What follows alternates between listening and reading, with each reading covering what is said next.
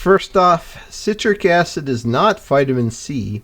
Vitamin C is ascorbic acid. That's a common mistake, and I've even seen some health influencers with a much bigger following than me make that same mistake. It's a common misconception held by all truly stupid people. Citric acid is normally found in citrus, as you may have guessed, and if you get a little bit from fruit you grow yourself, or from lemon juice, then it's really not that concerning. Unfortunately, the product that has infiltrated our food supply comes from a bioengineered toxic black mold that has been grown in a vat full of soybean oil byproducts and who knows what other additions. This may sound like science fiction, but it's quite real and deadly serious. Surprisingly, most health influencers don't seem to care about this at all, which I suppose should not be too surprising since most of them don't even seem to know what it is. They're all useless. I don't respect any of them. In fact, I don't respect anybody. Really? Have you ever thought of directing, Toast? Well, that's not a bad idea.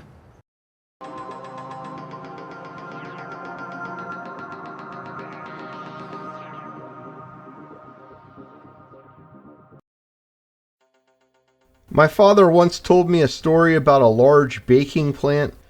It was a cookie factory in LA.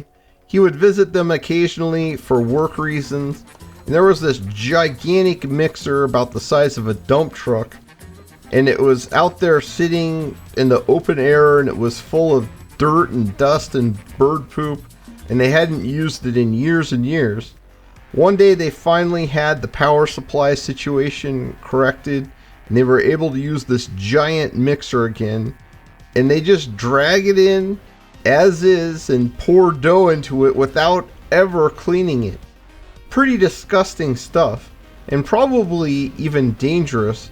Now imagine if these same people were instead handling extremely toxic byproducts in their food plant, or worse, it was in some slave plant in China somewhere. Now imagine that they have a citric acid factory instead, using genetically altered black mold, which is heavily processed and filtered to get the endless toxins out. It's a recipe for a lethal accident.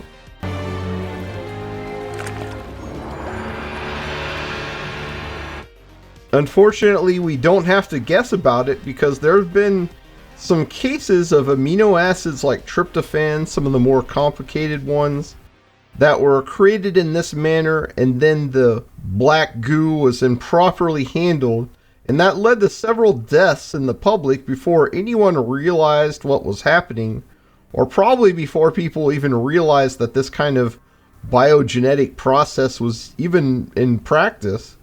Citric acid is made in the same way, biogenically, but it is even worse because black mold is incredibly toxic stuff full of countless toxins and allergens.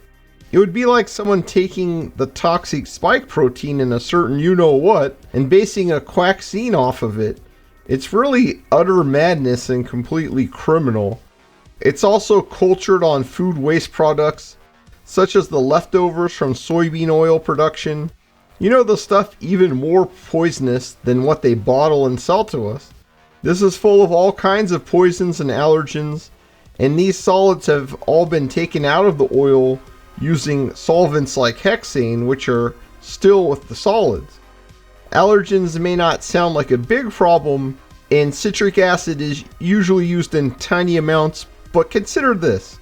The last time I mentioned citric acid, someone in the comments mentioned that their child was getting a rash every time the family ate pasta, and it only stopped when they found a pasta sauce without citric acid. Problem solved, right? You have a rash, so stop using it. Wrong. You may think you're not affected, but if it causes that reaction in one person, what is it doing to you? You have no idea what effect this stuff is having on your thyroid, for example, or even your brain. Then one day you realize you have thyroid disease, Sjogren's, Crohn's, or even MS. Thankfully, I'm here to help. And so far as I know, I haven't killed anyone yet. What never, no never, what never, hardly ever.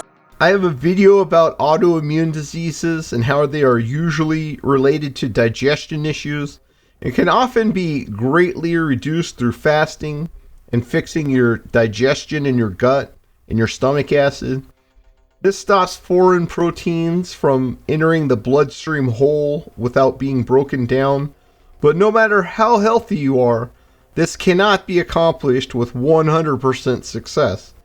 Your thymus is also heavily involved in this process, and I've made a video explaining why this is the case and how you can improve its health.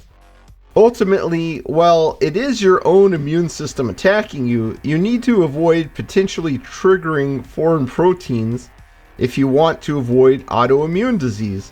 Certain ones are known to be extremely allergenic, like the bee stings, and of course peanuts. Peanuts are actually a legume, not a tree nut, and legumes in general tend to be highly allergenic in nature.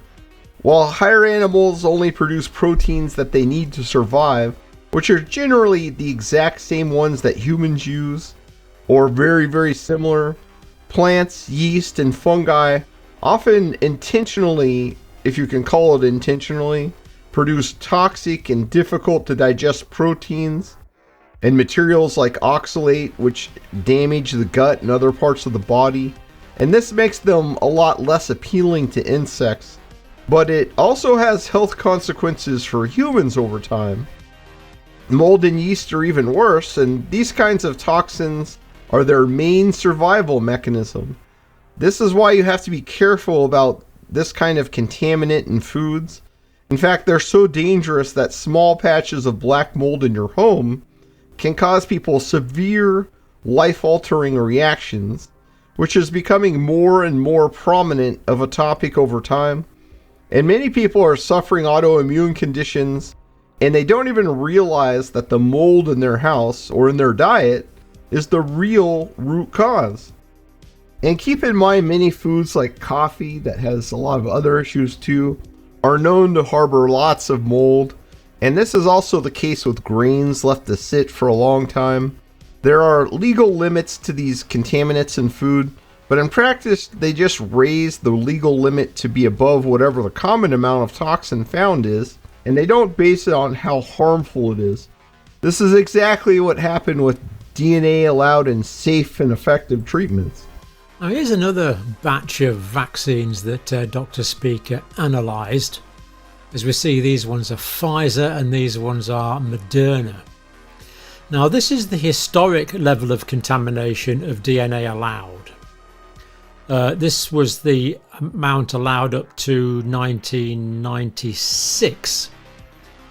And we see that all of the contamination by the historic tolerances have been exceeded. These are the current FDA guidelines here.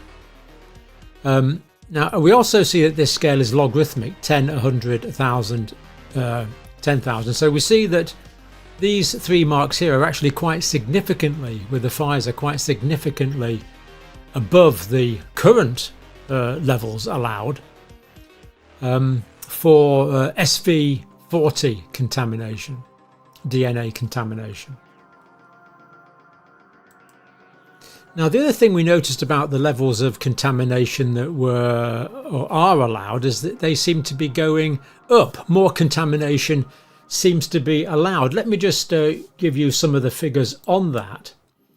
So FDA WHO guidelines are getting lenient. Now in 1986 and I think up to 1996, the allowed amount was the allowed amount of DNA contamination was 10 picograms per dose. 10 picograms per dose. Now a picogram is 1,000th of a nanogram. So in other words, the amount of DNA permitted was increased by 3 orders of magnitude. It was increased from 10 picograms up to 10 nanograms. And 10 nanograms, of course, is 10,000 picograms. So the allowed amount of DNA contamination in 1996 was increased by a factor of 1,000.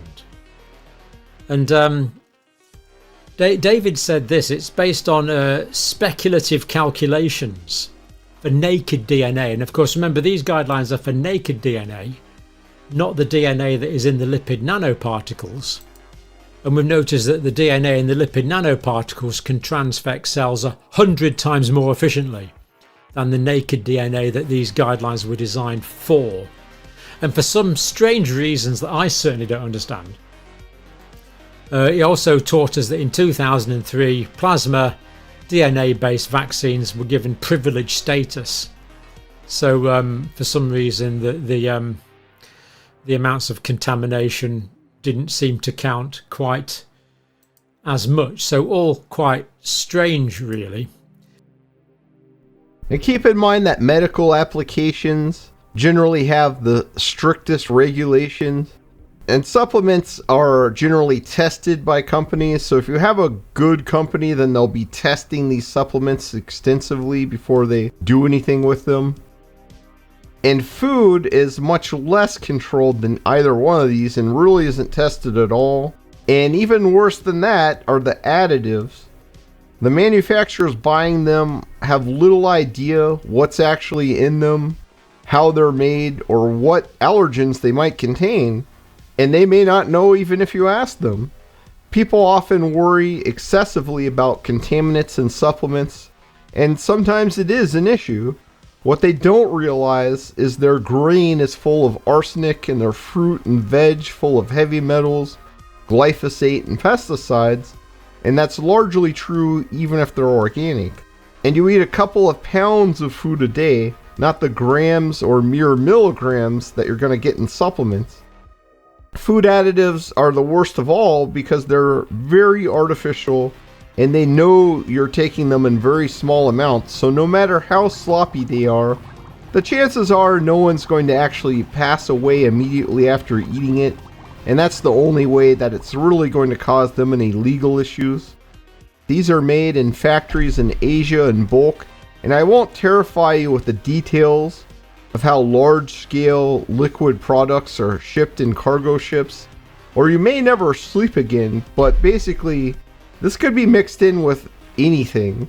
It's unlikely someone would die directly from toxicity, but autoimmune issues are one of the biggest problems for people today, and this can lead indirectly to death in time. Your body can deal with minuscule amounts of foreign proteins, but when everyone is bombarded with them all day, every day, it's going to cause massive issues with your skin, thyroid, gut, and even brain. The extra inflammation and depletion of the immune system is also going to make it harder for the body to fight off cancer, aging, or even the common sniffle. 62, avian flu, number 62.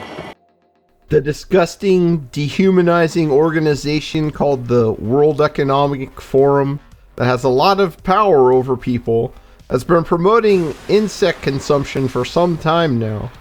In fact, you may already be unwittingly eating it in your bread or other processed food, as this garbage is already being put into the food supply without most people's awareness, and the news and other media has no desire to expose any of this real and dangerous threat. This is not just gross, but also a big problem because proteins in insects are quite different than what humans are made of, unlike higher animals. Not to mention there is no way to remove the poop from inside the insect before they turn it into food. As time goes by, the corporate human chow diet becomes more disgusting, dangerous, and also secretive. That's why it's important to get away from packaged foods as much as humanly possible, as there's always a worse step just around the corner. Listen to me, Hatcher. You gotta tell them Silent Breed is people! We gotta stop them somehow! One of the biggest benefits of the carnivore diet is that you almost totally avoid these alien proteins, more and more of which make it into the modern diet every day. There's also foreign proteins in plants, and though they're not as dangerous as these wildly unpredictable proteins found in black mold, they still cause problems. Type 1 diabetes is actually an autoimmune condition, and after the advent of the new form of safe and effective treatments, sudden onset type 1 diabetes has become very common even in people who are 40 plus years old, which is highly unusual. Even without these special issues that lead to autoimmune complications due to damaged or destroyed Treg cells, plants still cause many autoimmune conditions. In fact, that is the historic source of virtually all autoimmune disease.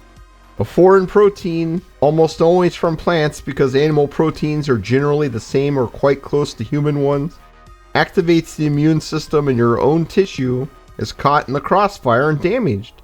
And this is especially common in your thyroid.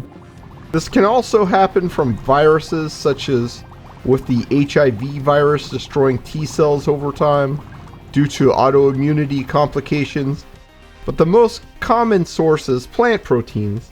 At least it was before the advent of nightmarish food additives, which are created with genetically modified black mold or E. coli. That's why type 1 diabetes is strongly linked to the consumption of wheat by the child's mother during pregnancy. These contaminants are filtered out before they reach the child, or they would cause massive damage to the very delicate fetus.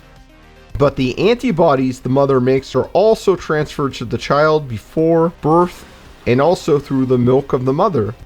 Today they are encouraging mothers to take vaccines even when expecting, and these would be impossible to filter out before reaching the baby, and this would most likely have dire consequences. This antibody transfer is important for fighting off infections, but in the modern highly allergenic age, this can set children up for disaster before they're even born. That's why a so-called restricted diet may be a good idea if you want to avoid these issues, or if you already have an intractable autoimmune condition. That means moving towards a keto diet that does not have a wide variety of veggies, or better yet, just go to a carnivore diet. That is the only way to ensure you have minimal exposure to these problems, and of course all packaged food has to be thrown out. If you're not exposed to the irritants again, you're not going to make new antibodies. You can also improve this even more by doing some 72-hour fasts, each of which will get rid of over half of the B cells in your body, dramatically reducing the reaction by half, and bringing great relief. Dr. Evil, I love your plan. Yeah, eh? Yeah, Herr Doctor, it's a really good plan. Yes, Frau. On the whole, I think Preparation H feels good. But, Citric acid seems like a harmless food additive, but its method of manufacture makes it one of the most concerning items in the modern food supply, especially when it comes to autoimmune reactions, which could include anything from a rash to Sjogren's syndrome, to Hashimoto's thyroiditis, or even multiple sclerosis. It is created from transgenic black mold, and it's constantly mutating and full of toxins and odd proteins that haven't all even been classified and can't possibly be because it changes all the time. And the immune system just doesn't know how to deal with them. And this could lead to an endless variety of issues that are honestly just unknowable. Unfortunately, citric acid is in a myriad of foods today, and it's used as a preservative in everything from crackers to salami, and even to make spreadable cheese and cheese singles for use on hamburgers. Literally no packaged food is safe from this stuff, and whenever I look at a list of ingredients, it's almost always in there somewhere. You might want to wash your meat thoroughly too, as it's commonly sprayed on meat and meat processing plants and they don't list that as an ingredient. This is also a good reason to limit or avoid ground meat. This is part of the reason why I usually buy roasts, and as you can guess, I am making one as I type. A, B, C. A always B, B, C. Crockpotting. Always be Crockpotting. Always be crockpotting. Citric acid is also a metabolic poison, and that's the reason that it destroys bacteria so well, and why they use it as a preservative in the first place. If it didn't do this, it wouldn't be a very good preservative. Ironically, many plant-based advocates recommend you take it in the form of fruit, and many doctors recommend potassium citrate, but even the non-GMO version is not good for your health. It's really simply the potassium itself that helps your kidneys, and potassium orotate is a much better form of potassium, and you can also use potassium bicarbonate if you're trying to deacidify the body, which is very good for the kidneys. Just be aware that any bicarbonate is going to be potentially damaging to your teeth. You don't want to go too crazy with it because it could cause issues. And one final note, people do take citrate or citric acid for kidney stones, but you can also take humble lemon juice for this. And this is just as effective and much safer. This can also be neutralized with potassium bicarbonate beforehand to get rid of the acidity. Apple cider vinegar is also shown to have the same effect in animal studies, so this could be even better because it doesn't have any of the bad effects of citric acid. Interestingly, one of the best things for preventing them is simply to take in more water, and one of the worst things is fructose. Many people take juice thinking it will aid their kidneys, but think twice, and think 3 times before taking anything with citric acid used as a food additive, because it's almost all a biogenic poison.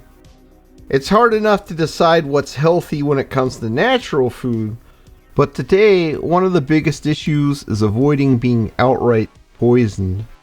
But if you stick to natural foods without a long laundry list of ingredients, you should be okay, though you'll still have to watch your step.